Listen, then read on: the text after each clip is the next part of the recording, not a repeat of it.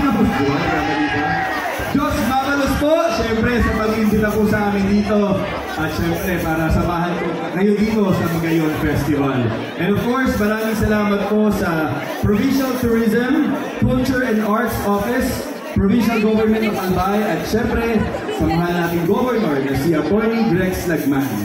Ayan. Ano ba kayo? Nanonood ba kayo ng mga show ng GMA? Abangan nyo na ako soon! Ayan. So kakasay ko lang po sa Sparkle under GMA po. So hopefully po, by this month or next month, magkaroon po tayo ng teleserye under sa GMA Network. And ayan pala, yan, sana po ay, and syempre po, ay ito po, supportahan din po natin na nag-isang flagship afternoon newscast.